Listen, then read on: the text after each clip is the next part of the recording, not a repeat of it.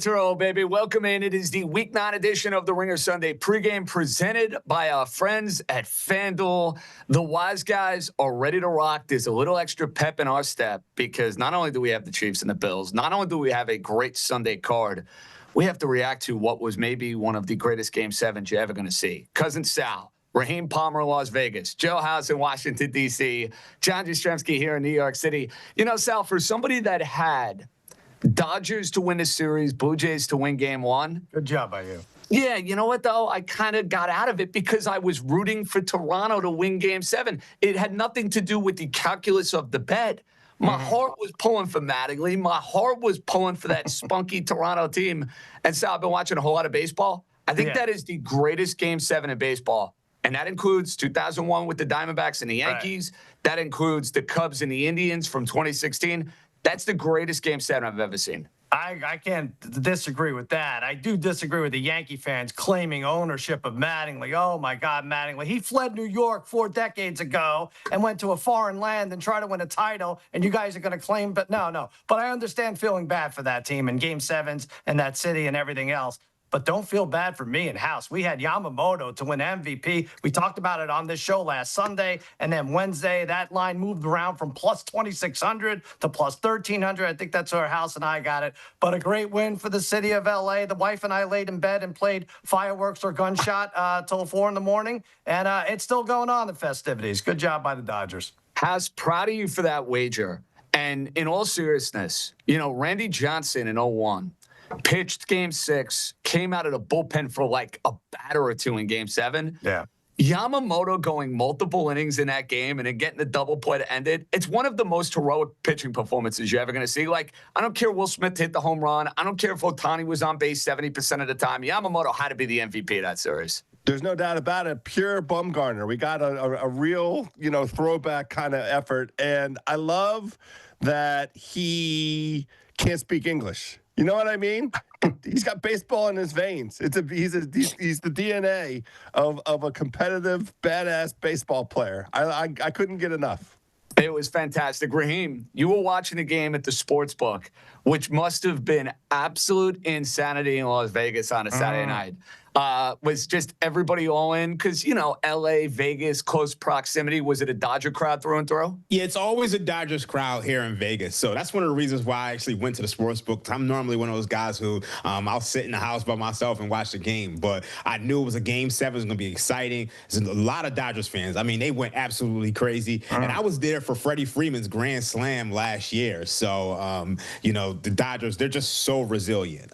For all the money that they spend, on their payroll, they had to grind out this win. So it was very satisfying to watch. Brady, take JJ through that Grand Slam. What was it like being there for when Freeman hit that Grand Slam against the Yankees? Was it euphoric for everybody? JJ, it was absolutely euphoric. I mean, it was people jumping on tables. It was people dancing. I mean, it was pandemonium in that sportsbook. See, people were dancing. See, Sal, there's language I'd like to use, but I know on YouTube they're not going to be happy if I drop an F-bomb in the first couple of minutes of the show, so I'm going to be on good behavior here, okay? King Charles isn't watching this show. I don't think the FCC cares about your F-bombs. I mean, right. You know what the bottom line is? I'm glad that Sal, as far as trying to troll me, did not reference the game I did attend in person, which was the last time the Dodgers clinched the World Series, the Game 5 meltdown at Yankee Stadium. But hey, Toronto, despite the fact that they were the better team in the series, lost, to Raheem's point, the heart of a champion, the guile of the Los Angeles Dodgers, Rojas, Will Smith,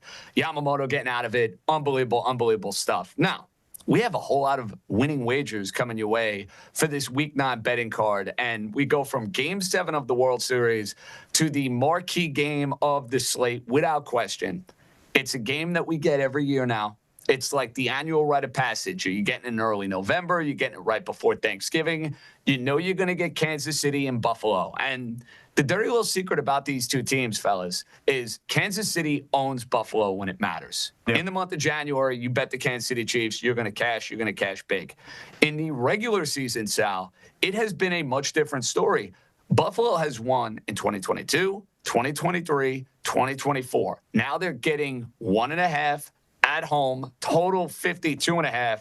It really is the perfect game to SGP because I feel like we get crazy points, crazy yards. Also, it's a good stuff when these two teams go to battle. How are you playing Chiefs and Bills to kick off or Week 9 betting card? You know, we look at the slate, and some games are too pathetic to pick, right? You're like, well, I'm not going to be on the right side of this. I think this game is too good to pick, right? Like, that's really like, well, I'm supposed to be a pro here, and I can't pick this game? That's disgusting. And yet, that's what I'm doing. I'm going to the FanDuel specials because I don't know who's going to have the ball last in the fourth quarter, but I do think I have a gauge on how it's going to go, and that Mahomes and Josh Allen are going to take off for 60-plus rushing yards combined and 2 touchdowns combined. Mahomes has 4 touchdowns and 280 yards this year on the ground. He has averaged close to 40 each game last 4 games. Allen, 5 touchdowns, 261. He's averaged around 33, 34. It's a mini SGP, but it's actually a FanDuel special here. 60 combined yards for the 2 touchdowns combined. The only thing I hate about this, JJ, is that one of these dudes could potentially take a knee at the end and I could lose 9 yards. But I think at 4-1 odds, this is worth the trick here. Yeah, I like the sound of that. Now, Raheem, I know you love to reference Patrick Mahomes as a small favorite or a small dog, cash money. I get it. I understand it. A little queasy, though, because in these regular season spots, again, January is a different story. Wake me up when Buffalo beats Kansas City when it really matters in January. In November, in December, I've seen a whole lot of Josh Allen with a big fat smile on his face beating Patrick Mahomes. Yep. How do you read this game? So this game is very, very interesting to me. And I think it really highlights how sometimes you can't use a model. So when I look at my model in this game, I actually have Buffalo favored. So that would typically imply a play on the Buffalo Bills here as 1-point underdogs. And you saw this line go all the way up to 2.5 on the Chiefs. And you saw it got bet right down. So now the Chiefs are -1.5. But I think when you look at the matchup advantages for the Chiefs, I think that's where they have an advantage. I mean, you look at Buffalo this year, they've given up 40 points to Baltimore, 21 to Miami, 19 to the Saints, 23 to New England, and 24 against the Atlanta Falcons. And we know Atlanta Falcons, they probably should have scored another touchdown because they ran out of bounds at the end of the first half. I think this Chiefs offense is absolutely rolling. Rashee Rice, Xavier Worthy, Tyquan Thornton, Travis Kelce. I mean, this offense is on another level, and we know the Bills' defense isn't good at all. I mean, you're talking about a defense that's still banged up with Matt Milano. Ed Oliver is out. So I don't see them being able to slow down this Chiefs offense at all.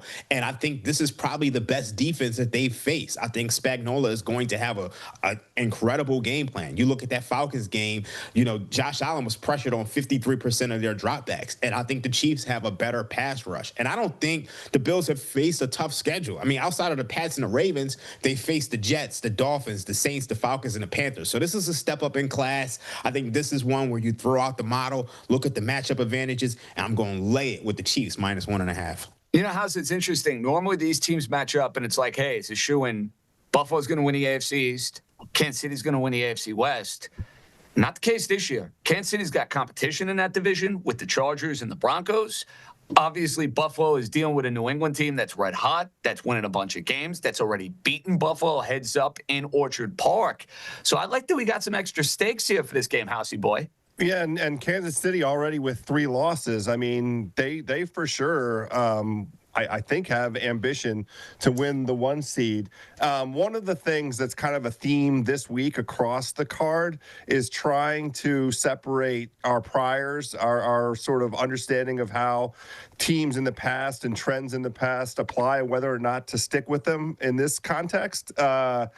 I think this Chiefs team is a whole level above the Buffalo team. I think that, matchup-wise, this is the best Chiefs offense in years compared to what they've been, and this is the worst Bills defense in years compared to what they've been. I mean, the Bills defense over the last month giving up over 7.5 yards per attempt, and their rush defense is near the bottom in every meaningful category. I mean, I think that this Chiefs team is especially built to, even without Pacheco not active, I think it's totally fine with Kareem Hunt, and they can explore the middle, exploit the middle.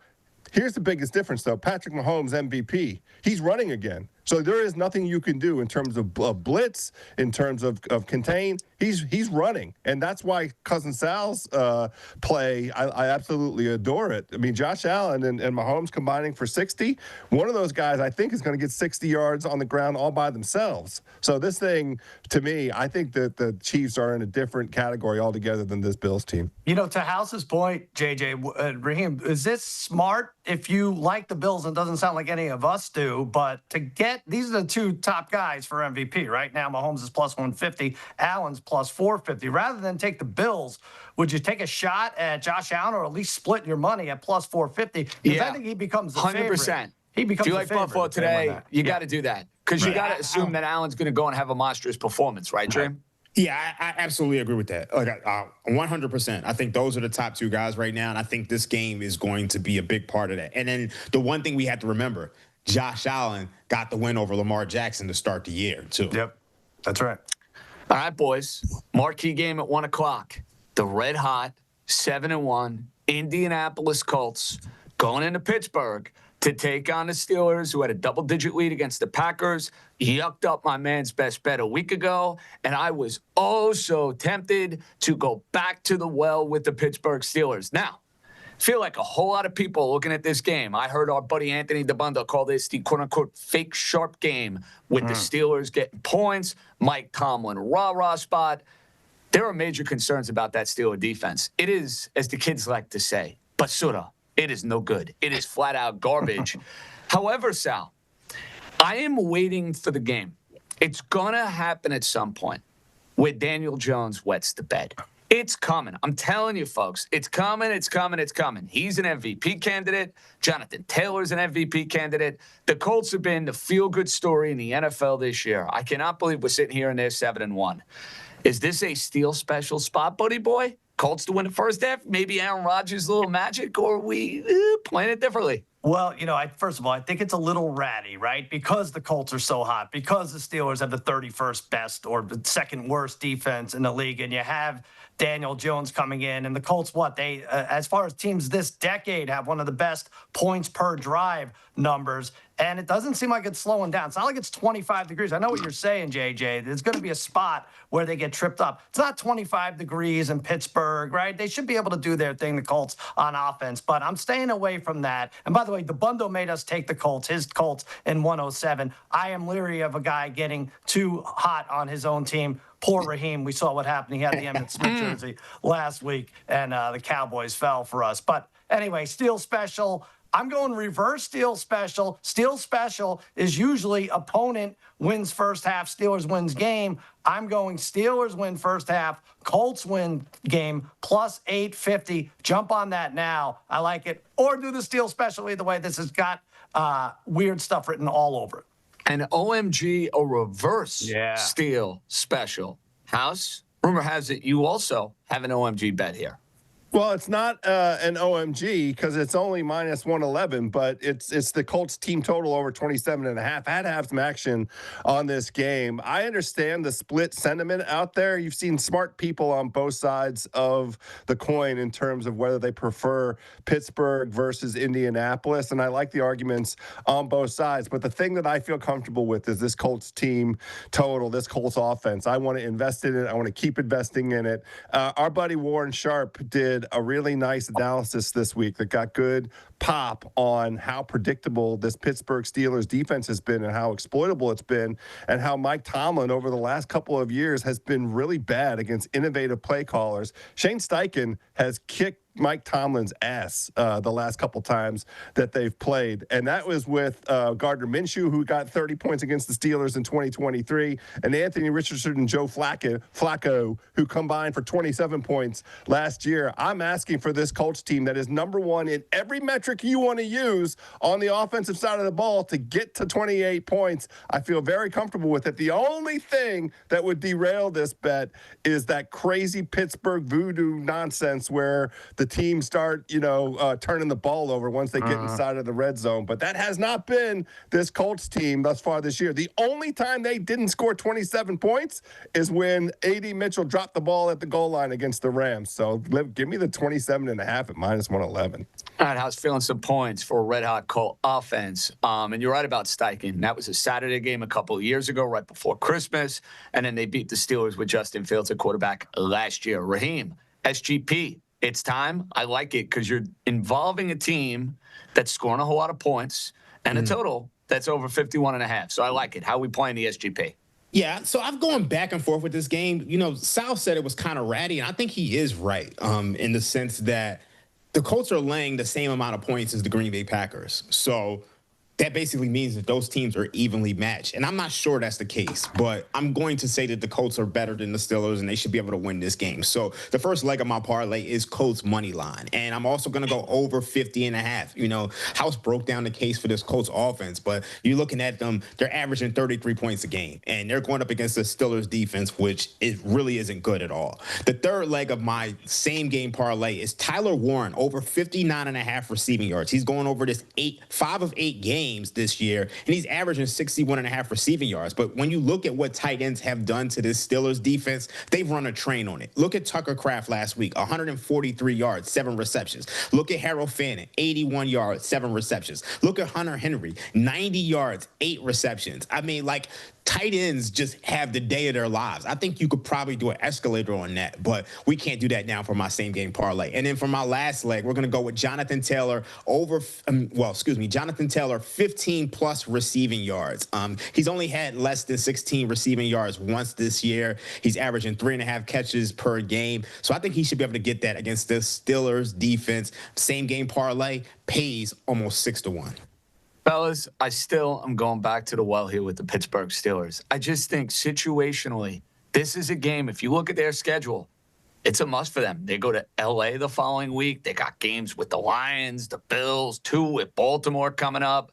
Sooner or later, the Colts are going to get picked off here. I mean, you tell me the Colts are going to go 15-2 this year, 15-3, whatever it might be. I'll take the Steelers. I'll hold my nose. It's not going to be one of my beautiful wise wagers or man's best bet because I'm still a little salty after what happened a week ago against the Packers. Okay, speaking of salty, Joe House, rather salty on his Washington football team. They have fallen apart.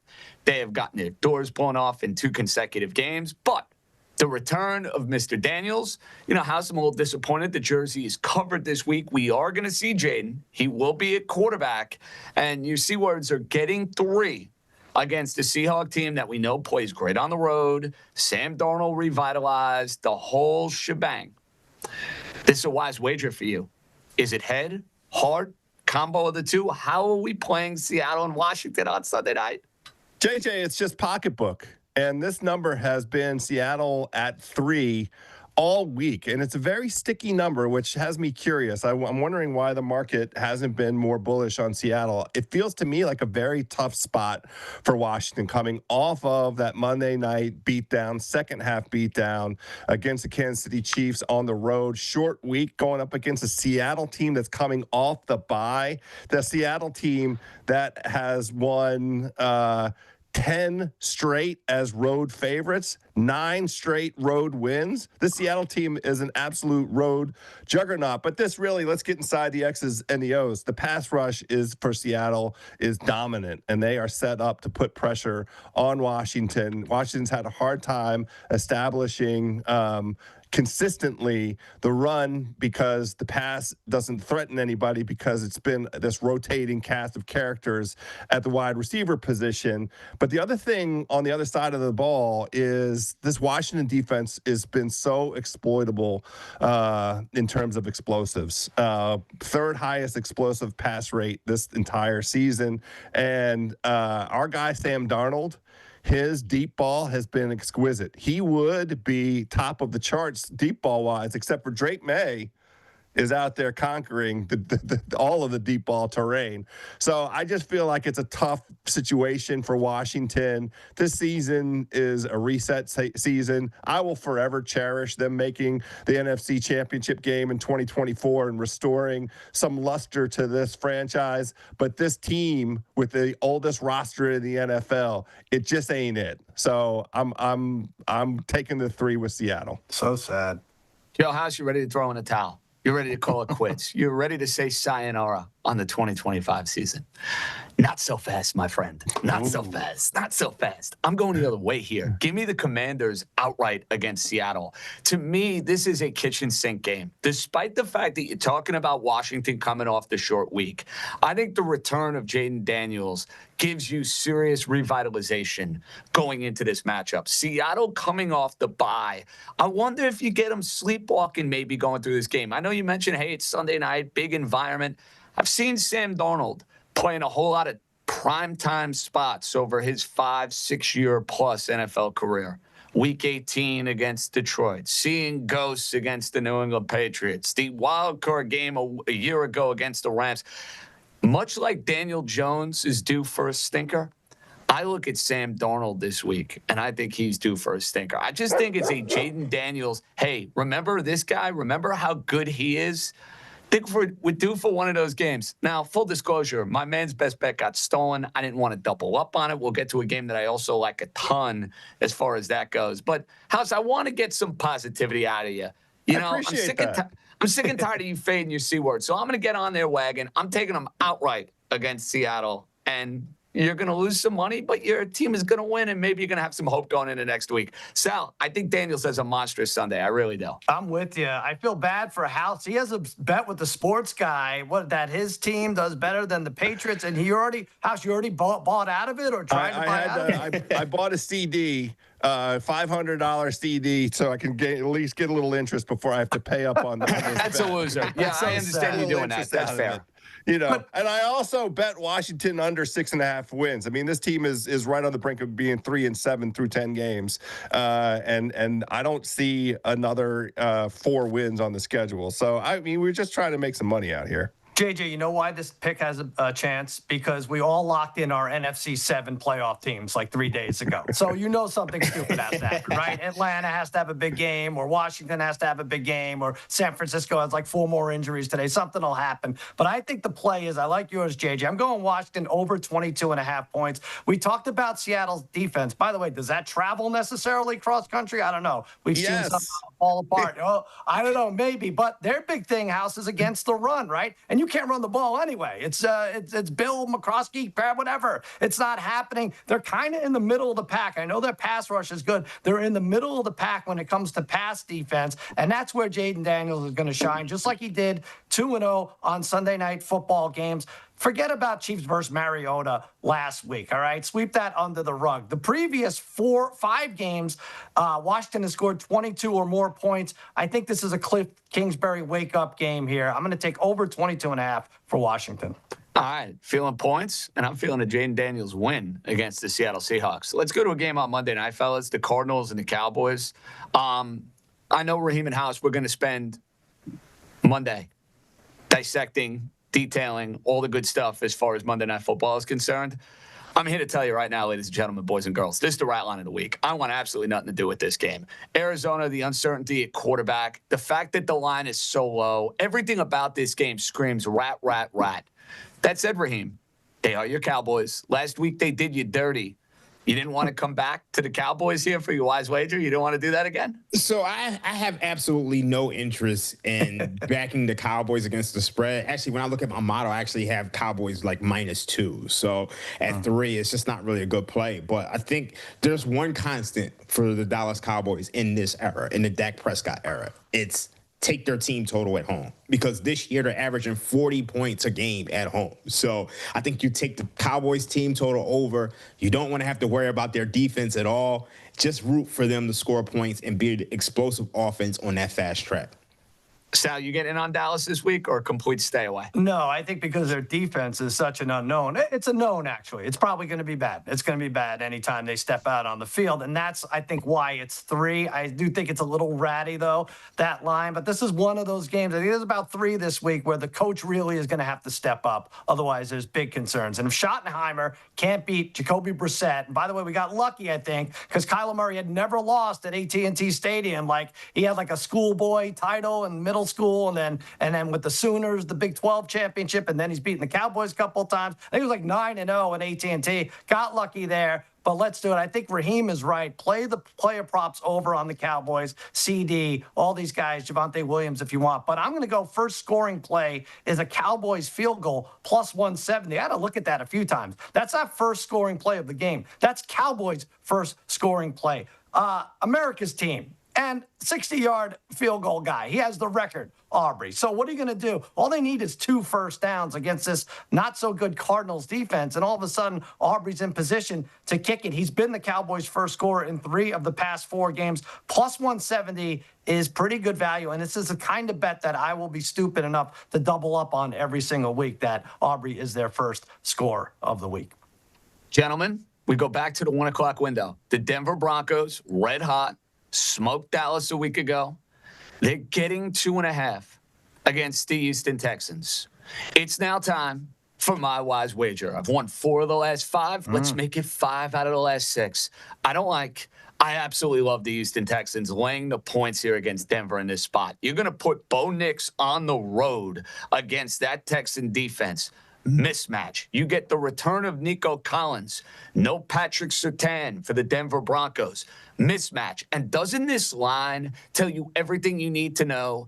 Denver with the gaudy record, Houston with the losing record, yet you can get points with the Denver Broncos in this game. I think Houston is one of these teams that's going to be hurt from here in the second half. And I know there are concerns about the offensive line. Get the ball out of Stroud's hands quick. Try to build upon what you did last week against the San Francisco 49ers. And we're talking about the Houston Texans making a run to get back in the postseason race. There is no way in the world I'm playing Bo Nix against this Texan defense. I love it. We're going to be 5 for our last 6. After this bad boy. Give me the Texans, boys. Laying the 2.5. Monstrous performance for them coming up. House, I love this game. I can't get enough. House has had enough. House is muted. Yeah. Uh-oh. Yeah, House is definitely muted. How about that? But You know why? Oh, there we go. Because I'm playing hurt today, and I don't want everybody to hear it. But look, a little under the weather. This line has been crazy. Because it was 1.5 all week long, and we wake up Sunday morning and jumped up to 2.5. Now it's a very cheap 2.5. I think it's like minus 104 or something like that. But this is a situation where the market says they don't believe in Bo Nix, and Bo Nix on the road. The problem I have is Bo Nix against the Philadelphia Eagles went into that stadium and led that offense to 18 points in the fourth quarter and snatched a big victory in Philadelphia. So I don't trust the Texans offensive line, even with the injury to Surtain in the defensive secondary for the Broncos. I think they're going to be able to bring pressure, and you really need C.J. Stroud to show out. So I'm on Houston in the same way. I much prefer it at the 1.5, but it's a little bit scary to me. Fair enough. I got good news for you, Joe House. 1.5, 2.5, my opinion. It ain't going to matter. House, you usually like doing this. The SGPs with the unders. Yeah. It's creative.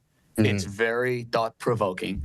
And I think you inspired a certain someone on the panel. Sal, you went with an SGP with unders galore? Yes, he inspired me. And good luck with that bet, JJ. I really feel like it's 1st to 17 wins, maybe 1st to 14 at this point. And that's why I didn't want to pick which team is going to score 17 or 14. But hey, let's give ourselves a pat on the back with these SGPs. I've hit 2 out of 3. I know Raheem's done well. We've all done. Joe House has been there. JJ, I am going to go, you're right, Joe House, leaning under on these. I'm going under 45.5 points adjusted. We got the first number 1 defense in the league versus the number 5 defense in the league. I'm going under 7.5 first quarter points.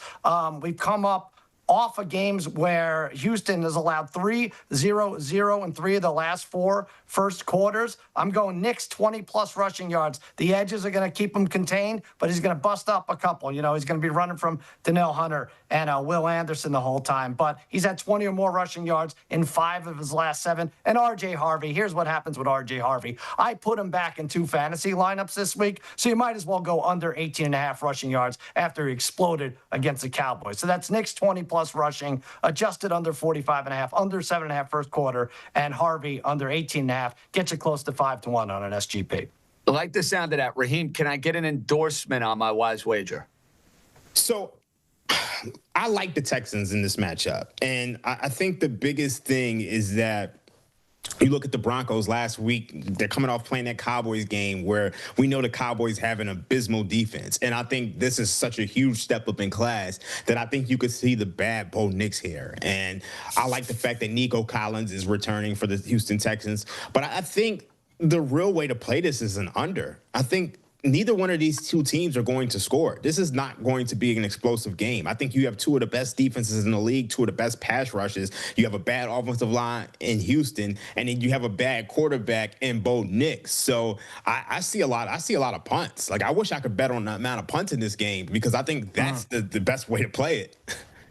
Rooting for punts. Never fun, but I get your point. Seems like an ugly, grotesque type of game. All we need is the Houston Texans to take care of business. I want to make a run at that wise wager. I'm sick of seeing that trophy behind Sal. I know Raheem feels the same way. House feels the same way. We got a good race for the wise wager. Now, let's go to a game near and dear to the Podfather's heart. The red-hot New England Patriots. They are one of the feel-good stories of the league. You have the Colts in that category. The Patriots fit the bill. Vrabel, Coach of the Year candidate. Drake May playing like an MVP. Yet you have two teams that are trending in opposite directions. Atlanta is coming off a game where they got absolutely steamrolled by my pathetic Miami Dolphins. I don't want to hear about Kirk Cousins. I don't want to hear about Drake London. Have you seen the Dolphins this year? You go and lose like that to that team? And then you have New England that just keeps taking names, kicking ass, the whole deal. Yet, Sal, this is a stinker. This, to me, is a great sell high spot with the Pats. It's a great buy low spot with the Falcons. I'm taking them plus the points. You're feeling even friskier with Atlanta. Make the case. Well, they're my man's best bet. And I apologize to all the Patriots haters out there because I've taken credit for their recent success. I gave a middling quarterback a dumb nickname, Drake Maybe, and now all of a sudden he's being fitted for a yellow jacket in Canton. Like, I don't know what the hell is going on here. I do know it has to slow down a little, and I think it happens this week against the Falcons. And we've all said this, right? Like, cross the Falcons off your ledger. Don't bet on them. Don't bet against them. JJ, you brought it up. They got creamed by your Dolphins, but they went to Minnesota and destroyed the Vikings there. Like, what? This team doesn't make sense. Well, I'm backing them this week. I feel like this is a Penix game. I know Bijan's going to light it up against a defense that really doesn't allow anything against the run. I just feel like this is the week. Falcons #2 defense overall, #1 against the pass. Maybe Drake doesn't have a lights out game like he's been having. Birds take it 23-21. Let's go, Falcons. Put an end to this misery. House, rumor has it you also want to get involved with the Atlanta Falcons, but you're taking it to another level. What's the way you're playing New England, Atlanta? Yeah, I like very much the angle that Sal grabbed. I was going to have the Falcons as my man's best bet, my underdog play of the week. But I decided to just go ahead and bite down hard since Sal got it in there ahead of me. And that is an alt spread with the Falcons laying 6.5. So the Falcons have to win this game by a full touchdown for this to cash. It's plus 420. Yeah. That's a great number for everybody out there. And really the thesis is that the Falcons have been the most schizophrenic team in the NFL this season. We have no idea who the hell the Falcons are, what they're going to bring to the table. It's been dumbfounding. One thing for sure, they're getting back a bunch of players this week. So 4 starters ended up out of the game on the defensive side last week against the Dolphins. Neither Penix nor Drake London last week. And London was a Sunday morning thing. Penix was the day before. So they came in flat against the Dolphins. It seems like they're going to have all those guys back on the defensive side. Jesse Bates, Jalen Carter.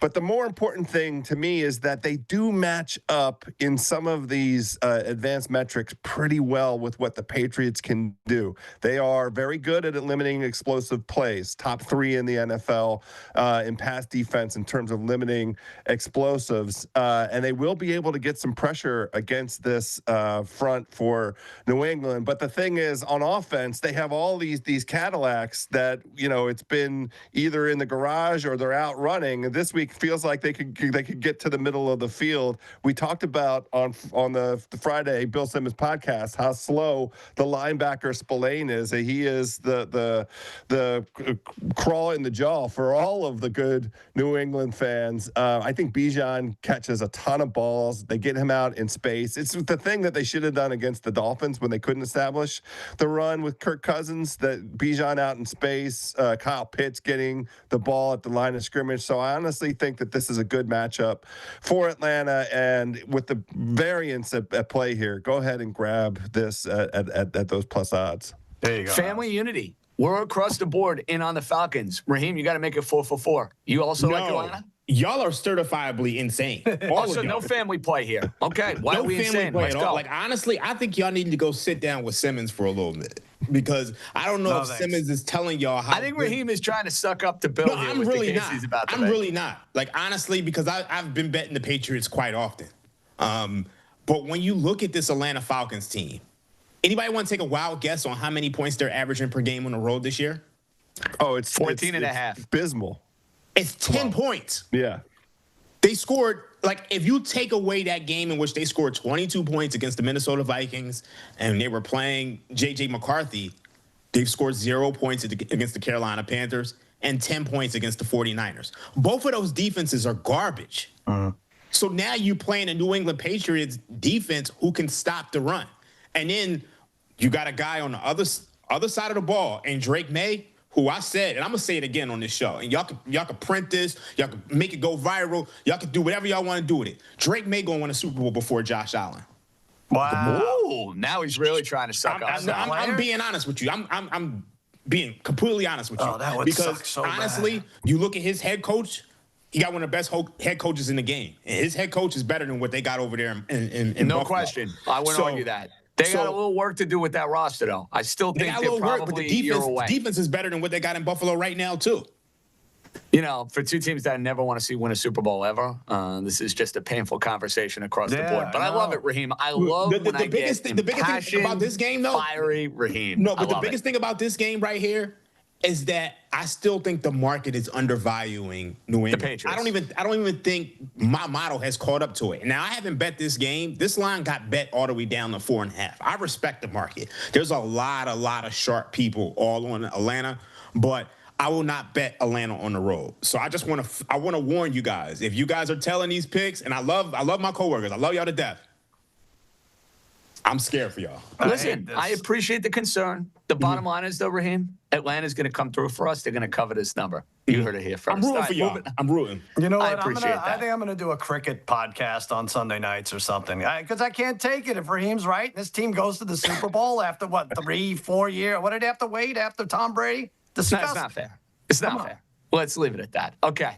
We go to San Francisco and the Giants. A rematch of an... we have a Simmons update. Okay. Before we get to Giants and What's Niners. he say? Apparently, Bill, great stuff, Raheem. Let's just make this the rest of the show. There you go. I mean, if you guys want to do Patriot Corner for the next 45 minutes, Sal House and I can go to the park. Raheem. I'll go cheer on marathon runners outside. Little something extra in your Halloween paycheck. Penix might stink too. Let's be real. Like, what do they have there over there as a quarterback? And the head coach, he shares my name. Great defensive coordinator. Really. He's miscast as a head coach. No, he's a loser head coach. I'm not going to fight you on that. Again, though, I just think this is a time to maybe sell high on the Patriots, buy low on Atlanta. That's all. That's all. I feel you. I think it's next week against Tampa Bay. I think you take Tampa Bay next week. Noted. I can't wait. Giants, Niners, epic NFC title game from like 14 years ago. Eli Manning and Alex Smith will not be the quarterbacks. It's going to be Mac Jones and Jackson Dart. I am going to play an SGP in this game, fellas. I'm going to take the Giants as an alternate spread. They've been spunky in these home games. Played tight with the Chiefs, beat the Chargers, beat the Eagles. Let's take the Giants plus 6.5. We're going to take Jackson Dart. He's going to be running the ball a ton, trying to scramble, trying to stay alive. He's not going to have his buddy Scatterboo. Let's take Jackson Dart, 25-plus rushing yards. We're going to take Kyle Juszczyk, who is a guy that can be a dump-off specialist for Mac Jones, 5-plus receiving yards, and then George Kittle is going to find pay dirt against this Giants secondary that stinks. That SGP a little under 6-1. That's how I'm playing Giants and Niners. House, Niners laying 2.5. schedule easy for San Francisco, but some division games coming up. How do you play this game? That kind of smells a little fishy here with the Niners and that gaudy record only laying 2.5. Yeah, this is a tough situation for San Francisco, in my estimation. This is the point where all of the injuries, we saw it last week against Houston. The San Francisco defense was on the field for 75 snaps. That defense, that San Francisco, they could not get off the field. Now, I'm not saying that the Houston offense is, comparable to the Giants offense, two different kind of animals altogether. But I think this is a spot where the injuries on the defensive side of the ball for San Francisco proved to be too much. Dart has been really good. He's been good at two things. He can run the football and he can throw the deep ball. He throws the deep ball rate-wise more than anybody else in the entire NFL. Now, I know that we have injuries on the offensive side for New York, but what I really like is this little nugget. I'm not going to put it in the form of a guess, but the 49ers quarterback, Mac Jones, night and day, depending on coverage type. He has the worst EPA in the NFL against man coverage. Well, guess what the Giants love to run? They love to run man coverage, and on top of that, they have a defensive front that can get into the backfield against Mac Jones. Mac Jones does not like pressure. So this is a situation where I think these two teams, based on the current iteration of the personnel, are pretty even. The Giants have been good at home. You mentioned it, JJ. So let me go ahead and just have the Giants plus 120 on the money line. Couple of key injuries. Debo and Holland in that Giants secondary ruled out, just so you know. I think that enhances maybe that George Kittle anytime touchdown. But the Niners, Sal, have been a mash unit basically the entirety of this season. I think the Giants are frisky in this game. With the schedule they have coming up, they desperately need something to feel good about here. I think they might be getting the Niners at the right time. How are you playing this one? Well, first of all, kudos to you, JJ. You get the gold star for digging up the most obscure. How did you find Kyle Juszczyk to get 5 yards, any yards? I'm inspired by you guys with all the unders. I said, let's find some random guys. They get dump-offs. His wife's a talented designer. Let's go. 5+ receiving yards. You get excited there. Yeah, I'm going with House here. I'm going to adjust it even more with the Giants. I feel like I figured out this 49ers team. I've been on them, right about them the last 3 weeks. That Thursday night game was the only one I really screwed up with them. But listen, like the Giants have their injuries. We know about it with Neighbors and Scatterbo and, like you mentioned, the secondary.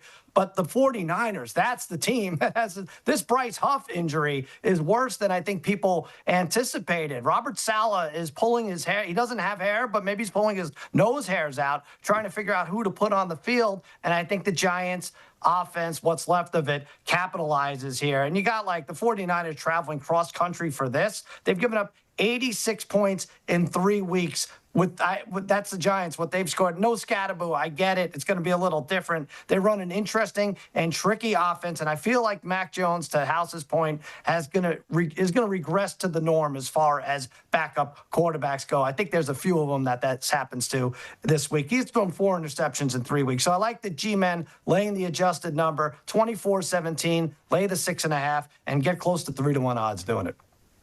So, fellas, a year ago, a certain Ringer colleague, Shil Kapadia, was beyond red hot, giving out guest picks, dominating plays ATS. It was the year of the Shil. We've gotten a market correction. Raheem knows a thing or two about market corrections. We've seen that for Shil this year. He has struggled mightily with the picks. He's dead last in the 107. But we're trying to inspire our guy. He wanted to come on the show. He wants to get those good vibes going again. And he has a guest pick for us. Shil, take it away. What's up, Ringer Gambling crew? I've been waiting for this call all year, but I understand I made you look bad with how easily I popped in with winners last year, so you might have been a little hesitant to dial my number. It's all good. No hard feelings. All right, I got a great one for you. For Week 9, Jahmyr Gibbs, longest rush, over 17.5 yards. That's minus 112. This Vikings run defense is an issue. Gibbs is maybe the most explosive back in the NFL. And by the way, he's going to get plenty of carries because there's no chance this Vikings offense is stringing together long drives today. So there you go. Jahmyr Gibbs, longest rush, over 17.5 yards. I think it honestly might cash in the first quarter. All right, I'm ready anytime if you need me. Don't be a stranger. Happy wagering, my friends. Okay, House, here's my question. You loved the Lions all week. Loved them. We chatted on Monday, couldn't get enough. You spent time with Bill and Schrager on Thursday, basically destroying Minnesota for the way this quarterback position has been handled. So here's my $1 million question. Why's wager? I thought it was Detroit. What happened? I got scared. And the reason I got scared, first of all, it moved a point. It's up to 9.5 now. It was 8.5 all week long. Now 9.5 minus 110. But really, the public adores Detroit. The public absolutely loves this spot for Detroit. I love it as well. I have bet on it, but I'm not giving it out as a wise wager here, only because we've seen the first portion of the season. Now the public conquered last week, but it's been very profitable to fade the public. And so I got scared off. The percentage of money right now is 88% Detroit.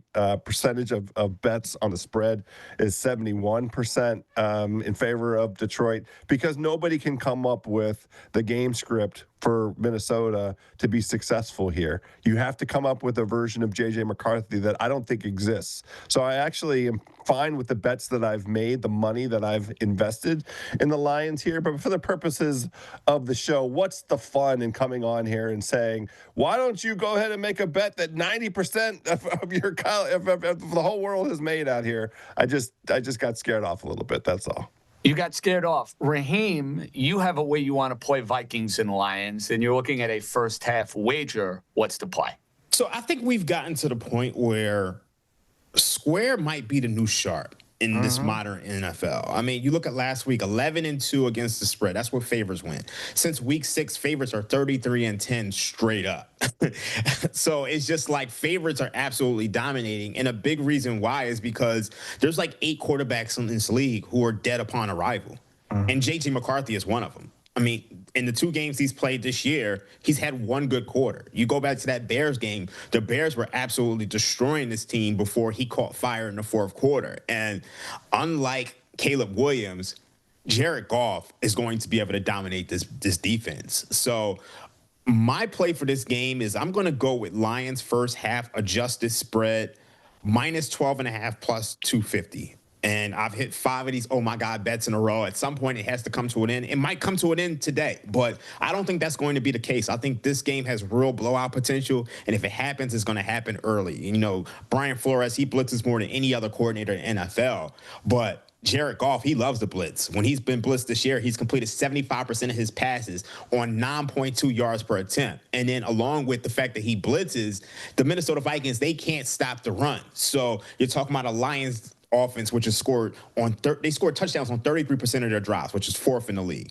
The Vikings have scored a touchdown on 18% of their drives, which is 26 in the league. So I think this has blowout all over it. The Lions they're 6-1 in the last 7 games against this Vikings team. I think the dominance continues, and unfortunately for us, we like to back these ugly dogs and stuff, but I think the public is going to continue to eat for a while.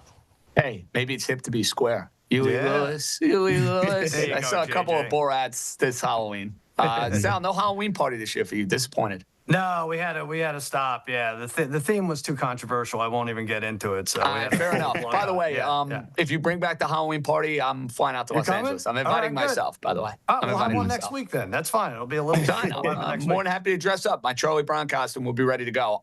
Listen, I saw your video. I think you should have committed a little more, Charlie. I think you needed to take a seat on that when you approached the ball. That's what House was saying. I mean, I didn't want a whole ass at a golf round to play on Saturday morning. Stop. You got to fly out of frame. And then, what happened to JJ? Who knows? I thought I committed to character decently. How's I give it a B-? It was good. A B- is perfect. That's fine. B-. A+ for this Lions offense and everything they've done. And I'm with Raheem. This is a team, like, you might as well take first half. You got to get fun with this line. Otherwise, what are you going to do? Give 9.5, 10.5 with the Lions and just watch the scoreboard. Campbell, though, off a bye, last 2 games, scored 88 points combined. I think it's a big win here. We have this as a Ringer 107 pick. Like Shield, though, I'm going with Gibbs. He's got a rushing prop. I have a receiving prop. And Raheem's right. we bet on enough bad quarterbacks that once in a while it's nice to just take a player prop with a freaking outstanding guy like Jahmyr Gibbs, who can get up to, I think, 149 miles per hour now that they're keeping track of that. But I'm taking 50-plus receiving yards at plus 470. He did this last week. He had 82 on 3 catches. He did it a couple times last year. He's had highs of 25 and 30 this year. He had 70, I think, in the playoffs against Washington. So this is a capable thing, a dump off screen. It could happen in one play, plus 470. And like I said, parlay that with him rushing 149 miles per hour in 1 carry. It's going to happen. We have more games to get to. Anthony Dabbundo is going to join us. He's been red hot with his wise wagers. It's too bad for Dabbundo. He does not count as far as the competition is concerned. Coming up, though, Shil Kapadia on the Ringer NFL show with JP Acosta. A little bit more on this Lion-Viking matchup. Vikings hit crossroads after blowout loss at Detroit. So we got Vikings, Lions. JJ McCarthy's back. Carson Wentz is out for the season. Vikings are 3-4 here. They've got the hardest remaining schedule in the NFL. They're 8.5-point underdogs in this game. And then offensively, I don't know how to expect anything from JJ McCarthy and this Vikings offense going up against the Lions defense that has outperformed expectations, that Kelvin Shepard arguably has done like the best coaching job, in my opinion, of any coordinator in the NFL, what he's done with the injuries on that side of the ball. So this is one of those games that I feel like can really swing the narrative one way or the other. You know, if the Vikings win this game, it's like, oh, okay. It's kind of like they're in the mix. JJ McCarthy is going to get more experience. If they get blown out here, I just don't know that there's anything, any way they're coming back from it. So am I being too harsh? Where are you with Vikings Lions this weekend? I think this is going to be a game for the Vikings where all of your offseason plans and the reason why you thought J.J. McCarthy could be a thing for this Vikings team, it sort of rears its ugly head on Sunday.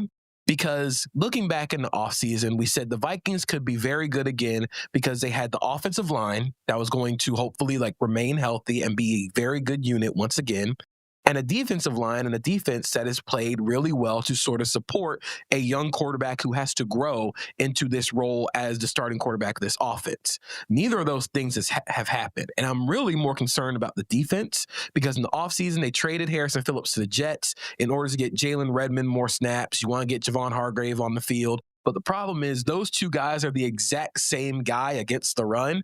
So they've built this defense out of all 3 techniques who win getting upfield and have nobody who does the dirty work. And you can tell when they face teams that get big and they want to run the ball at them, they give up a lot of leeway on the ground, something that we're not normally accustomed to with this Vikings team, especially under Brian Flores. Welcome back to the Ringer Sunday pregame presented by FanDuel. All lines subject to change. John Jastremski here in New York. Cousin Sal in L.A. Raheem Palmer in Vegas. Joe House, always in Washington, D.C. By the way, House, the hat is exquisite. Thank you. The East Side guys, yeah. It's bougie. It's badass. He's a legend. What can I say? All right, Cousin Sal, let's get to the Bears and the Bengals. The Bears have been a team that has been rather kind to Cousin Sal. I feel like Sal has been on the right side of a lot of these Chicago games. You have the Bears laying a small number at Cincinnati. Remember, Cincinnati lost to the Jets last week. My goodness, what a disgrace that was, giving Aaron Glenn and Justin Fields their first win of the year. Sal, it's wise wager time. This is a tight race, so the pressure's on this year. You're not coasting to an easy victory like we had 2024. Yeah. You got to stay hot. How playing Bears, Bengals for your wise wager? You know, this show is fine, but the best show is behind the scenes. Me and Raheem going back and forth, like just fighting, just wrestling over half a point here and there. And here I am on the other side of it because Simmons made a big deal out of this -2.5 in his Ringer 107 pick, even though it was -3 in the graphic he sent out. FanDuel needs to freeze the lines during this show. I know I'll subject to change. I get it. JJ, you have to read that. But I'm taking Bears -2.5. I think it's up to -30 now. I don't love doing that. But this is a big game for Ben Johnson, right? If he can't, JJ, like you say, go to Queen City and win against a defense that made Justin Fields look like Warren Moon last week, I don't know what to say about him. And I feel like Caleb Williams, throw out that Ravens game. Before that, they had hit their team total 5 in a row, 25-plus points in 4 straight. So I feel like between that and their turnover ratio being plus 10, I think this is going to be like a whole thing with, you know what, Joe Flacco, thanks for your time, but you can only do so much at that age, what you're doing. Plus, by the way, teams after playing the Jets are 0-7 against the spread. It seems like a small sample size and just a weird thing, but it really is like wrestling your 10-year-old in the living room and then going into the ring against Brock Lesnar. You cannot use it as a gauge. It screws everyone up. I'm going to get my third wise wager in a row, 28-19. Chicago wins. Go Bears. That is such a weird trend, by the way, of after playing the Jets, you just can't cover the number. Not even a real team. This is a game, by the way, I wanted absolutely no part of betting. You know, Raheem, like when I was going through the card and I'm looking at games that I like, games that I don't like, this was an immediate cross-off for me because I'm wondering now, Chicago laying points on the road, maybe a sense of desperation for the Bengals, but that Bengal defense couldn't stop the four of us. So no thanks for me. I get where you're going, Sal, but I'm not betting on the Bears. I'm staying away. So, what do you want me to say? Oh, you're good. I mean, so on Monday's show, I said I liked the over for this game. I think it was 50.5. And then I also lean towards the Bears as well. The problem I'm having now is that with, at least in the case of the over, Joe Flacco was banged up all week long. So I don't know what I'm going to get from him, even against a bad Bears defense. And now DeAndre Swift is out. It seems like there's so many injuries. And this line has gone up to 51.5. We know 51 is a key number. So having that half a point kind of hurts a little bit. But I would lean towards the over, but I just don't like the injuries with this. So I'm completely staying away now.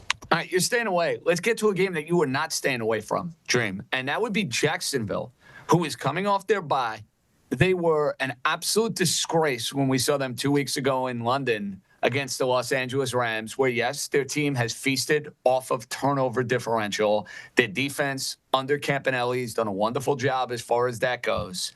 Trevor Lawrence, on the other hand, has been not particularly good and has been thoroughly unimpressive. Now you have Lawrence, the Jaguars, fighting to try to be in the playoff mix in the AFC, laying a small number against a Raider team, Raheem, that you absolutely hate. I mean, you told me earlier in the year, Pete Carroll, it's time for the retirement home. Yet, are we going to be spending some time with Bernie's and playing some, shuffleboard? You going to the retirement home for this one, Raheem? Yeah, I'm definitely going to the retirement home here, and I'm taking the Raiders on the money line. Look, I know this Raiders team has been, I said they were one of the 5 worst teams in football, but you could argue that the Jacksonville Jaguars are right there with them because if you look at Trevor Lawrence, he's 32nd in EPA per play plus completion over expectation and 27th in success rate. Geno Smith has actually been better than him, and the reason why the Jaguars had this 4-1 start is because they forced 14 turnovers in those 5 games. So basically, they won by just forcing turnovers. Now, if you exclude turnovers from the Jags' EPA per play, they're 24th in EPA per play and 19th in success rate on defense. And the biggest thing is that you look at this Raiders team. I know the offensive line hasn't been the same without Colton Miller. Well, the Jaguars are just 25th in pressure rate this year. So I think the Raiders offense should be able to get going. And now they finally have Brock Bowers and Jacoby Myers healthy. So this should be the best that their offense has looked. And look, I know when you comes to Las Vegas and the Raiders, they don't have a home field advantage. But the Jaguars don't have fans. So I don't know how many Jaguars fans are going to be out here this weekend and taking over that stadium. So this should be one of the only times this year where the Raiders actually have more fans in the stadium than their opponent. Raheem rolling with the Raiders. Sal, you're smelling a rat. Yeah, I mean, I have a policy, JJ. Anytime the pitiful Raiders are getting fewer than 3 points in an NFL game, it is a rat covered in rat intestines and rat feces, and I don't want anything at all to do with it. I mean, come on, this Raiders team. They've been terrible for a while. They get shut out against KC. They barely beat the Titans. You know, throughout that Titans game, they've been outscored by 25 points a game over the last 4. I don't care who's off a bye. I don't care who's on the road here. I mean, this is one of 3 4 p.m. games. They got to be kidding. This should be in Prague. This should be on right now on NFL Network in Prague in a soccer stadium somewhere. Hate to do that to people. So I'm staying away. Rat line. If this is the only game you could see on TV for whatever reason, go pumpkin patching, whatever. Go return your pumpkins. Do something else. You know, normally I complain, House, about the split between the 1 and the 4 p.m. Eastern games where we don't get the balance. This is a week where, with Chiefs Bills being at 425, give me those two stinkers with Jacksonville and Vegas and the Rams and the Saints, and I don't have to worry about those two games, and I could focus on the big boy event. You know what I mean? Yeah, I think the schedulers got it right this week. Honestly, I would have been fine if Bills Chiefs had been Sunday Night Football. If they'd flexed Washington out of it, it would have been okay with me. But I guess we have to be on an island. My poor Washington franchise. But yeah, Chiefs Bills. Let's go. That's it. Now, let's go to another stinker. It's the Los Angeles Chargers. Extra time to prepare after winning on Thursday Night Football against the Vikings. Laying a monstrous number. It is now up to 10.5. There's a reason why I am stressing the 10.5. It was 9.5 for most of the week. Not anymore. It's 10.5 against the Titan team that doesn't cover against anybody. It is a wise wager. And I'm going to let a certain someone make the wise wager, and then we are going to go around the room and maybe discuss whether it's fair or foul. But, Raheem, it's your time to shine. Take it away. Okay, so I'm going to lay 9.5 on the Chargers on the adjusted spread. Yes, it's minus 125 on the minus 9.5. So I think this is fair. I mean, we already saw Sal. He laid minus 130, which is more juice. Not the sequence how it was supposed to happen, but go ahead. He laid minus 130 on 2.5. So I'm going to lay minus 125 on the 9.5 here. And I mean, this is key because the 10.5 right now is juiced at minus 104. So I'm not buying too much. And here's the thing. We know NFL games, they land on 5% of the time. So, getting that 9.5 is key. But the reason I'm taking the Chargers here is because this Titans team is abysmal. 5-23-1 against the spread their last 29 games. You want to go back to 50 games? 13-35-2 against the spread. It's the worst 50-game stretch since the 2006 Raiders. So at this point in time, we need to just go Quad City DJs and come on, ride this train because I don't know when it's going to end. I mean, the Titans have lost 11 consecutive home games against the spread. You got to go back to the 1970 merger. The Titans this year are just so garbage. I mean, they have 7 losses this year, and they're coming by an average of 17.2 points per game. The Colts game, 24, 18 Patriots, 10 against the lowly Raiders, 26 against the Texans who can't score, 21 against the Colts again, and 14 against the Rams. The only team that didn't beat them by double digits was the Broncos, and they still beat them by 8 points. And this Titans team, they're punting on 42% of their drives. Cam Ward has been sacked 34 times this season, and now they're missing Jeffrey Simmons, Calvin Ridley, Arden Key, Xavier Woods. Simmons has 4.5 sacks and 11 quarterback hits. That's like the only good defender on the team. So I'm going to lay it with the Chargers. I don't know when this train is going to end, but I'm going to keep riding it.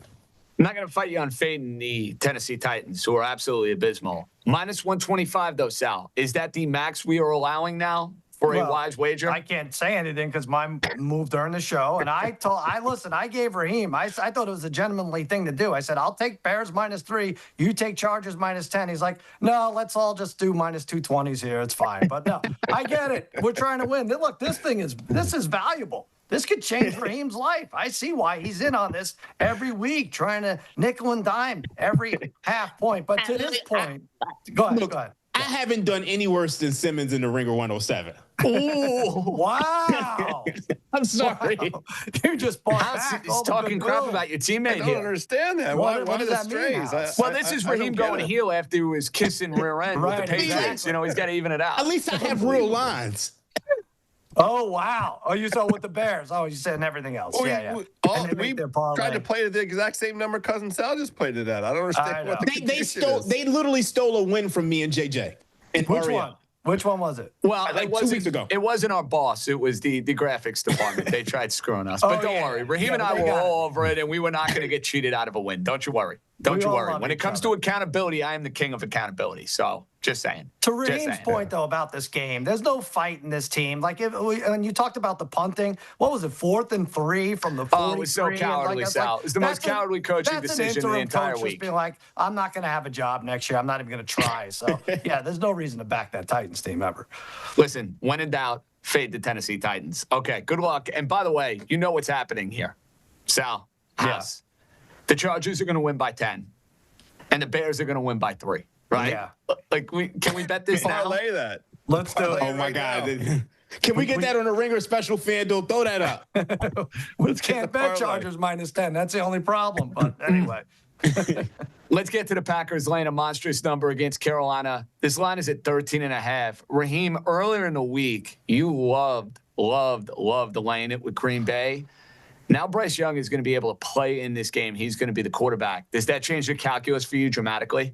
Not at all, because Bryce Young sucks on the road. I mean, let's be real. I mean, Bryce Young has started 4 games in sub 70-degree weather. Carolina's 0-4, and they've only scored 39 points total in those games. And the biggest thing here is that Bryce Young is coming off of a high ankle sprain, and now the offensive line is banged up. So I'm actually going to lay the 13.5 with the Green Bay Packers. I think this line should be 18. Now, there's obviously a concern because the Packers are one of those teams that, they kind of shut things down. They'll say, you know what, we're just going to run the ball. But I think when you have a banged-up Carolina offensive line, they're going to be without Cade Mays. They're going to be without 2 of their guards, Braden Christensen and Robert Hunt.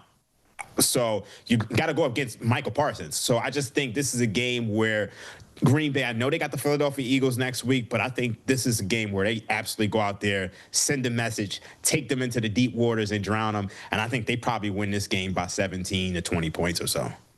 First touchdown bet, Sal. We never do this on this show. I feel like unless it's playoff time and we're really getting frisky, you try to avoid these. They're hard to hit. You feeling a first touchdown bet? Well, I don't want to mention it anymore because I have enough on the Packers money line to close out parlays. I did nice things with Texas and Ole Miss yesterday and Michigan. So get it done, Mike.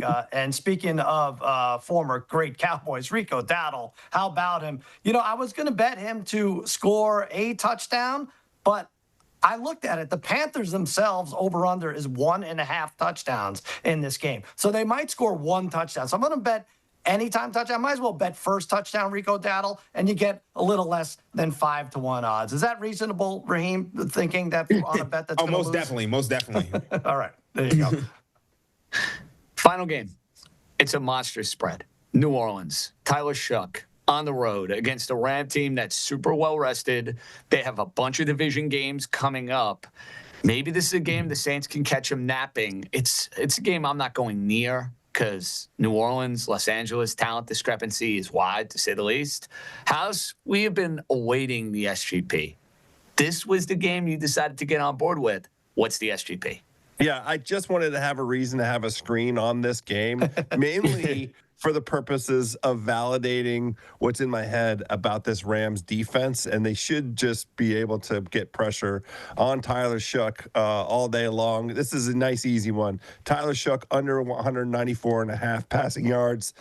My guy, Alvin Kamara, over 15.5 receiving yards because he will be the only person that Shuck can get the ball to, and they will try and create, some safety valve for Shuck in this offense. So over 15.5 for Kamara.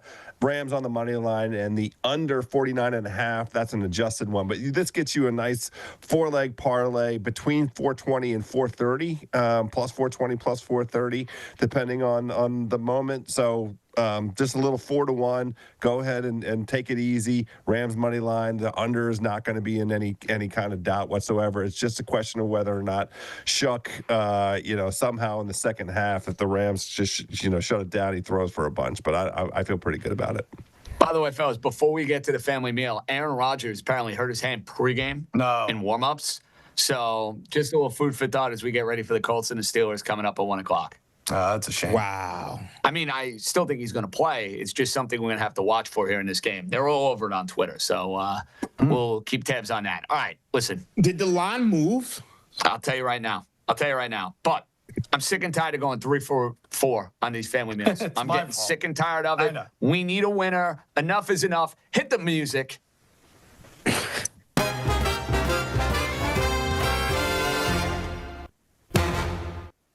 All right, I'm not wasting any time here. Josh Allen against the Kansas City Chiefs likes to run and likes to score touchdowns. It's basically an even money bet. It's the game of the day. I want an anytime touchdown. Give me the big fella. Last year's MVP. Sal, I feel like I'm taking a page out of your playbook, but the problem is your playbook with these anytimes hasn't been winning. So now we're saying to hell with it. We're going to play and lay major juice here. light my playbook on fire. No, I don't even want to be part of this. I think when we figure out the parlay at the end, it should just be you three. I suck at this. I cost us 3 weeks ago. I cost us last week. I'm not even taking like obscure players. Jalen Hurts killed us and Tyler Warren last week. So I am going to not donate a dish, but I'm going to bring a gift card to everyone. And otherwise, if you absolutely need a pick for me, Jonathan Taylor, just to make it whatever. What is he, like minus 310? That's crazy. That's it, minus 310, correct. Offensive player of the year, just do it. I'm sorry, guys. I apologize in advance already. Joe House, give me an anytime. It's got to be whatever running back is going up against the Tennessee Titans. The Titans have given up a running back touchdown 9 straight games. They've given up 14 touchdowns to opposing teams' running backs. It's Kamani Vidal anytime. It's not like Justin Herbert is going to vulture Mr. Vidal. So let's go ahead and grab that as the anytime. Dream. So we've been eating really well off of tight ends, and I'm going with another tight end who hasn't been playing football lately. Last week was National Tight End Day. We're going to go with Brock Bowers, plus 185. I think they're going to score a touchdown against that weak Jaguars defense. I mean, we saw Ferguson actually scored his first touchdown of his career against the Jaguars over in London. We saw Devontae Adams go off. I just think this Jaguars defense is so overrated. So I'm bringing some oxtails and rice to the platter. Oxtails and rice, it's just so beefy. It's just very meat heavy. So that's what we ride with. Let's take a look at the anytimes for week 9. Cousin Sal Lane, the monstrous juice with Jonathan Taylor. Mr. Vidal for House at minus 155. I like the Brock Bowers play, Raheem. You've been hot with the tight ends. Let's stay hot at plus 185 and plus 105 for Josh Allen to score against Kansas City. That anytime touchdown parlay pays a little under 12 to 1. Come on, Sal, you lane 3 to 1. You better come through for us, big boy. You better. This is it. I jinxed Jonathan Taylor. I apologize to the entire Taylor family. Well, we'll see how that goes. Okay, Raheem, I know you spent some time at the sports book watching Game 7 of the World Series, so you can say sayonara, and you can petition the rules committee here on the Ringer Sunday pregame for what your next week's Wise Wager is going to be, okay? I'm going to try to keep it to 110 next week, but hopefully the line doesn't move against me last minute like it did today. But hopefully we all get wins and we don't have anything to complain about. Let's hope it doesn't matter. Let's take a look at those Wise Wagers for week 9 before we welcome in our pal Anthony Dabbundo. Raheem taking the Los Angeles Chargers. I feel like we need a little X. Can I get the telestrator to get you minus 9.5, minus 125, whatever it might be? Needless to say, Raheem likes the Chargers. I'm rolling with the Houston Texans to take care of Bo Nix and the Broncos. House fading his beloved Washington Commanders, taking Seattle lane at 3, and Sal going back to the well with the Chicago Bears. I feel like I need an X for that too at minus 2.5. So we say goodbye to Raheem. We welcome in Anthony Dabbundo. He's getting ready for his Indianapolis Colts. He's got his jacket on. He's wearing a Seahawk hat. Oh, boy. I mean, what is this getup, dude? You got to be consistent. I don't need 2 teams. Come on, man. Look, we root for our teams and our wagers, my friends, and that's what we're here to do today. In this case, I've got a wager and a team. I've got another wager. Sorry, House. Although I think you also bet the Seahawks, so I guess we're on the same team for this evening. He did. But yeah, I'm excited, and I wanted to give a congratulations, a good job to Sal for Yamamoto. We talked about him, I think, every gambling show we did this week, House and he got too. to the window for us. There we go. Can we quickly talk? We don't have time to talk about the Isaiah kind of what Fanalka, the bunt. You don't like it? He likes it. Do we have a minute? No bunt. I mean, first of all, it wasn't the worst thing Connor Falefa did. No, the slide and the lack of a secondary lead was more deplorable. Well, really he did say in the press that the Jays told him to take a small secondary lead to not risk getting doubled off. But you don't slide on a forced play at home. That's like baseball 101. You run through the base like it's going to first. Because you slow down. Safe. Excellent point, Dabbundo. You slow down. But it shouldn't surprise anybody because Isaiah Falefa was a loser with the Yankees. And that's why when you got, look, don't get me wrong. I'm not team bunt. I'm not one of these old school 1985 guys where it's like, oh, you got to bunt here, you got to bunt there. I just thought the situation in extra innings, knowing who the guy on the mound is, knowing full well that Isaiah Falefa is not getting a hit against Yoshinobu Yamamoto, I'm getting him to third base. And I think if there's a transgression, Dabbundo, Mr. Barger, knowing Kirk is up at the plate, got to steal second base, dude. I agree. I think I don't even know that they would have thrown down. No, because you don't want to risk an airmail, a bounce, whatever it might be. Quickly, before we get to your wise wagers, you love baseball. I love baseball. We watch a whole lot of World Series games over the years. Is that the great? And I know we love to be prisoners of the moment. I know it didn't have the same stakes like the Indian Cup game did because of the title droughts.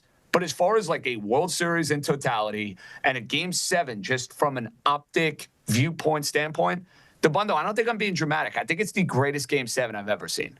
It's certainly the finish. I mean, the last 3 innings with runners on in every inning with these crazy defensive plays. Like, I think I'll remember more than anything else from these World Series, just the sheer number of insane plays that happened in the field. Like, you go back to Game 3 with Edman, with the throw out from from right field, Addison Barger. You remember the Vlad throw across the diamond, all those crazy plays that happened that kept that game going. And then last night with Pajes and with the play that Jimenez made to get Mookie at the plate. And of course, the Kiner Falefa slide, or shouldn't have been a slide, that really decided this World Series. I mean, it was just an incredible series. And it's up there right there with 2016 for me as one of the best World Series ever. And really in terms of just all of sports, I was talking about this, like best sporting championship I can remember since we said the 2022 World Cup final, 2016, the MLB final, Game 7, and then I thought, Seahawks Patriots also was up there. But as one of the 4 best. games were no good. Like 3 games were great, and one of them was 2 games. So you got to take that into account. But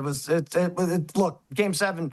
JJ, when baseball's great, there's nothing better. Honestly, people say overtime hockey, whatever, fine. I feel like sometimes that gets boring for me. But when baseball is at that level, can't beat it. Because you're stressing on every pitch, every play, every at-bat. I mean, you name it. What a World Series. What a Game 7. Okay, Dabbundo, I know you've been flexing this wise wager record. You should. You're doing an outstanding job. You can't win a trophy. Sorry. That's just the rule. Don't kill the Eventually, messenger. the people will say enough is enough. And then if I have the best record, this is a democracy. They're going to say that, Well, you should bring it to the rules committee. You come on the last 8 minutes. You don't grind it out like we do, like fighting for points the first hour. It's easy to do what you do. Just give a pick in 8 minutes. Come on. Look what Shield did, by the way. Cautionary tale. Shield was great last year. He can't pick a winner to save his life. No, he's been miserable What this year. was his wager today? I actually missed that. It was Gibbs' longest rush or something. You give a prop? Oh, man. Shield's gone away from the sides that made him famous. That's tough to see. You're going to have to get on him for that. But I'm he'll dying be for your hearing from wise wager. Is it Texan Bronco under? I waited all week, JJ. It opened at 39.5, and I said, you know what? It's like kind of too low. But then it got to 40.5, and I said, you know what? What if it hits 41? Well, I woke up this morning, and I checked FanDuel Sportsbook, and sure enough, minus 115. I got the Broncos, Texans under 41.5. We are back. We took a brief hiatus, but we are back. Look, the metric is drive series conversion rate, which is basically a metric that looks at how often as a defense do you allow a team who has a 1st and 10 to get another first down. Basically just like stopping the movement of the ball.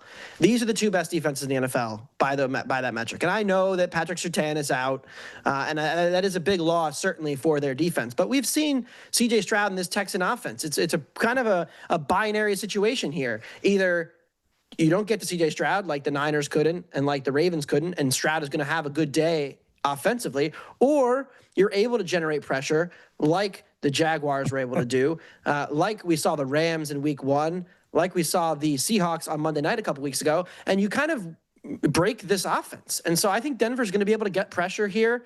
And then on the other side of this, Denver has played one of the easiest schedules of opposing defenses in the entire NFL. And I think that has kind of propped up their numbers a bit. I mean, you go back and look at some of their tougher games, really struggled to move the ball, like at the Chargers, when the Chargers were a little healthier defensively. They had 9 first downs in that game. I think this Houston defense is dominant across the board. I think they're going to slow down the run, get to Bo Nix, create some havoc, and keep this game under 41.5. Well, they could keep it under 41.5. Just get me home to the window with the Texans taking down the Broncos. That's my priority as far as Sunday goes. Now, OMG time. You're looking at a game of the day. How we playing an OMG with the Chiefs and the Bills? Yeah, I'm going to chase an alternate team total. The last 17 drives for the Chiefs, they have 1 punt. There was some flukiness. There was like a tipped interception. Mahomes threw a pick on the goal line. You can look at some of the other issues they've had in the red zone. But this offense is back to, really the 2022 levels that we saw. Like they went through a 2-year period where they had no explosiveness, they had no consistency, they had to grind and grind and grind.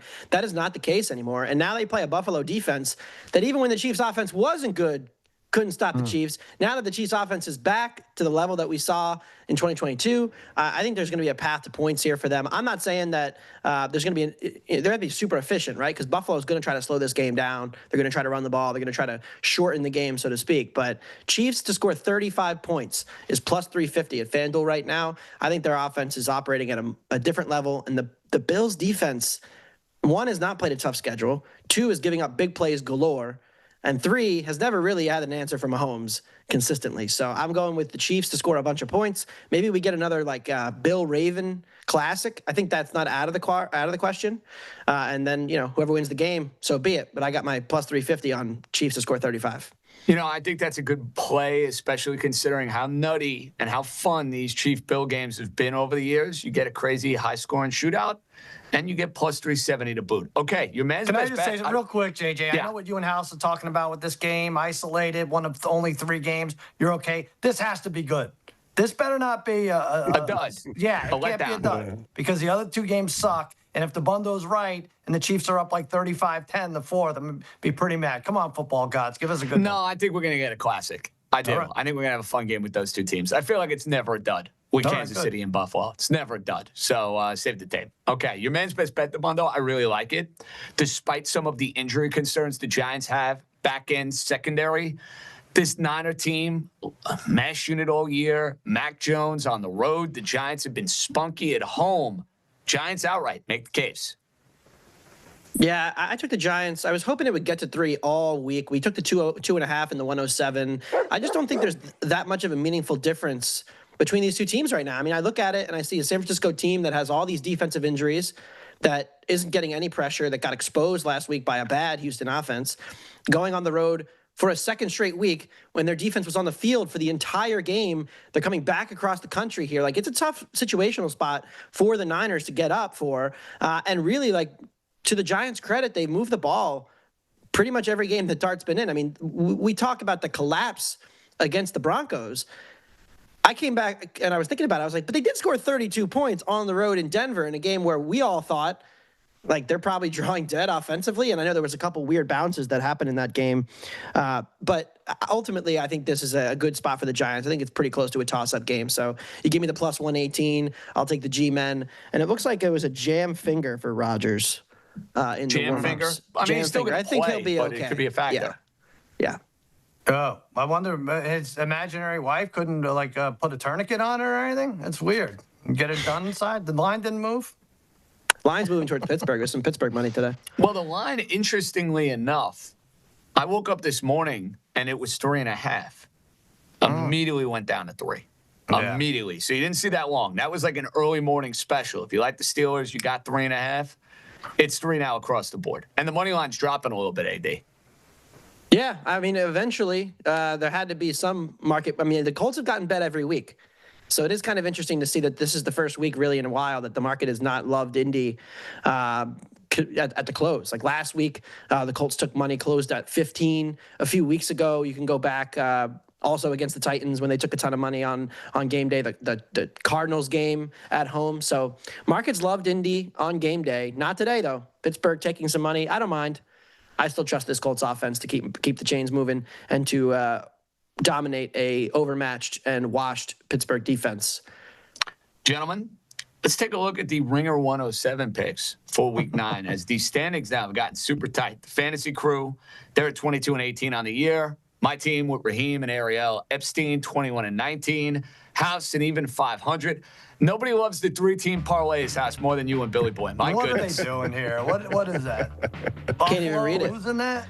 Yeah, I was like, and I have good vision. What is that? I need a Chargers, Rams, who else? Yeah, a couple of easy money lines, and then Buffalo getting 7.5. So we talked about this. We were going to do, or at least I was going to propose, a 4 money line leg parlay just to troll you guys. Oh, let's just and it do was gonna 6. Yeah. It was going to be Green Bay, every big favorite. Green Bay, Yeah. Chargers, Rams. That's fine.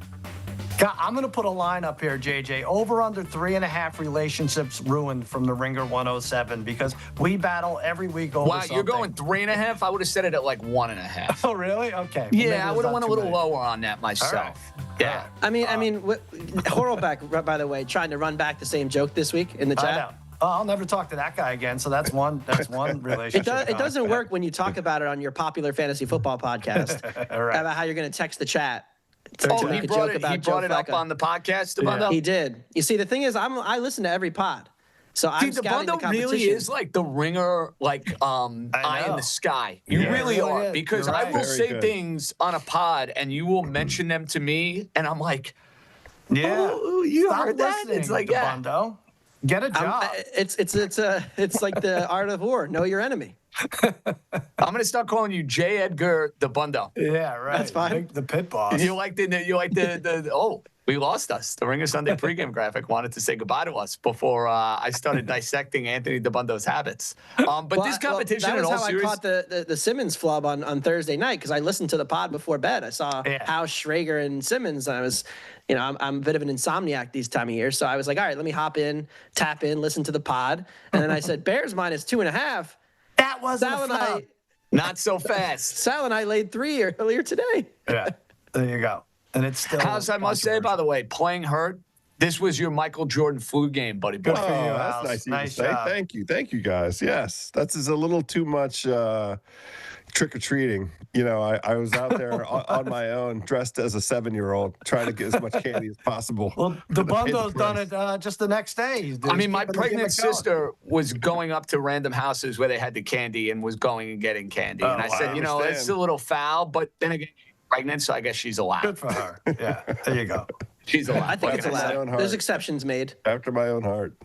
Boys, that's going to do it for the Week 9 Ringer Sunday pregame. Dabbundo, good luck to your Colts. Good luck to your Texan under. Sal, enjoy it with Simmons later on this evening. I'm sure the Ringer Sunday pregame will give you a lot of material for Guess the Lines. And House, a little honey and tea, and I'll see if East Coast by us on Monday, all right? Hot water and lemon. I'm headed there. Yeah. There you go, the Simmons The drink official of drink choice. of the Ringer. Seriously, when are we getting that sponsor? Work on that. Good job, everybody. JJ signing off. Enjoy Week 9. Boys are out. Be good, everybody.